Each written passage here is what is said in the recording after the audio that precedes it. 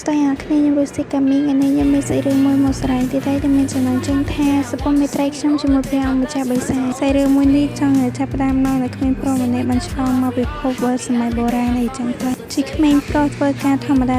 ម្នាក់បែរជាឆ្លងភពមកចូលសម័យកាលបុរាណអញ្ចឹងបើចង់ដឹងថាសាច់រឿងទៅជាយ៉ាងណានោះក៏ភ្លេចចុច Subscribe និងសញ្ញាកណ្ដឹងឲ្យមានម្នាក់មួយផងដែរចុះសាច់រឿងយើងទាំងអស់គ្នាផាតសូនសាច់រឿងមកកើតចូលក្មេងប្រុសម្នាក់និយាយពីខ្លួនឯងថាតើអ្នកធ្លាប់ត្រូវអ្នកណាម្នាក់ដែលយើងមិនធ្លាប់ស្គាល់ហើយក៏មិនធ្លាប់ដឹងខណៈពេលហ្នឹងមានកូនសត្វមួយក៏បានស្រែកប្រាប់ថាកុំស្រែកហើប៉មគឺជាព្រះអង្គម្ចាស់នៃពិភពសត្វបិសាចហើយក៏ចាប់អារម្មណ៍នឹងការសម្ដែងដោយមិនអៀនខ្មាស់ទោះស្អីបើយើងក៏នៅតែនិយាយបន្តទៀតថាខ្ញុំមិនមានអ្វីដែលត្រូវធ្វើជាមួយគាត់ទោះតែសោះខណៈពេលហ្នឹងក៏បានលេចក្តារទូផុសរបស់យើងចេញមកថាអញ្ចឹងឬអ្នកនៅក្នុងឡានឯទូស្រីក៏បានតបទៅវិញនេះឈួតហើយមែនទេតើអ្នកដឹងថាខ្ញុំគឺជាអ្នកណាទេខណៈពេលហ្នឹងក៏ទូស្រីរបស់យើងក៏បានវាយទៅទូប្រុសរបស់យើងថានេះយកទៅហើយទូស្រីរបស់យើងក៏នៅតែនិយាយបន្តទៀតថាខ្ញុំមានឈ្មោះថាយូយៀនស្ករអមតៈដ៏ល្បីនៃពិភពដាំដុះដែលបានចាប់កំណើតឡើងវិញ2ដងខណៈពេលហ្នឹងគេក៏បានបង្ហាញនៅពេលយូយៀនរបស់យើងឆ្លងភពមកជាមួយមិត្តរួមការងាររបស់គាត់ម្នាក់អីដែរចឹងទៅយូយៀនរបស់យើងក៏នៅតែបន្តនិយាយប្រាប់ទៀតថា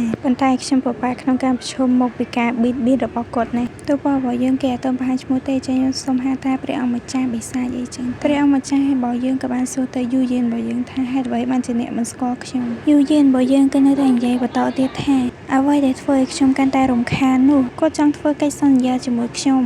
ហេតុអ្វីបានជាគាត់យកឈាមគាត់ចេញមកអញ្ចឹងតើគាត់នឹងទៅជាយ៉ាងណាកិច្ចសន្យានេះត្រូវបានគេហៅថាជាការភ្ជាប់ជាមួយគ្នាជារៀងរហូតទៅហើយគាត់ថែមទាំងឲ្យខ្ញុំទទួលខុសត្រូវចំពោះគាត់ទៀតព្រះអង្គម្ចាស់របស់យើងក៏បាននិយាយថាទីបំផុតអ្នកត្រឡប់មកវិញហើយកុំទុកខ្ញុំចោលទៀតអីយូយៀនរបស់យើងក៏នៅតែនិយាយបន្តទៀតថាខ្ញុំមិនបានស្គាល់អ្នកក្នុងជីវិតមុនរបស់ខ្ញុំទេការចងចាំរបស់ខ្ញុំទេមិនពេញលេញ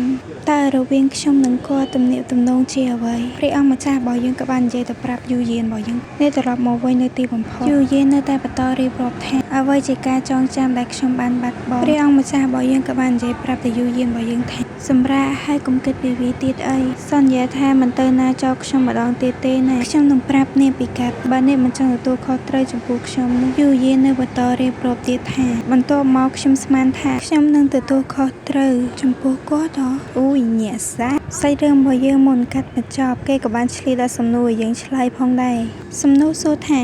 តើអ្នកគិតថាទំនាក់ទំនងយូយៀននិងព្រះអង្គម្ចាស់បិសាចក្នុងជីវិតមុនរបស់ពួកគេយ៉ាងណា A ជាសត្រូវនឹងគ្នា B ជាមិត្តនឹងគ្នា C មិត្តភក្តិក្នុងវ័យកុមារ D គ្មានទំនាក់ទំនងព្រះអង្គម្ចាស់បិសាចគ្រាន់តែបានដើរកាត់ជួបមុខគ្នាតែប៉ុណ្ណោះចាហើយសាច់រឿងរបស់យើងក៏បានកាត់ចប់ទៅនឹងដែរចាសាច់រឿងមួយហ្នឹងគេចង់បញ្ជាក់ថាយូយៀនរបស់យើងត្រូវនឹងអីនឹងព្រះអង្គម្ចាស់បិសាចអីចឹងទៅហើយសាច់រឿងមកហ្នឹងមិនមែន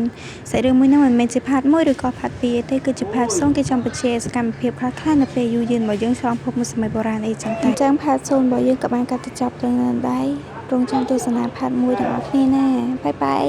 មុនបញ្ចប់វីដេអូហ្នឹងក៏ភ្លេចចុច Subscribe និងសញ្ញាកណ្ដឹងឲ្យមានម្នាក់មួយផងណាបាយអ្នកនរគ្នាអរគុណ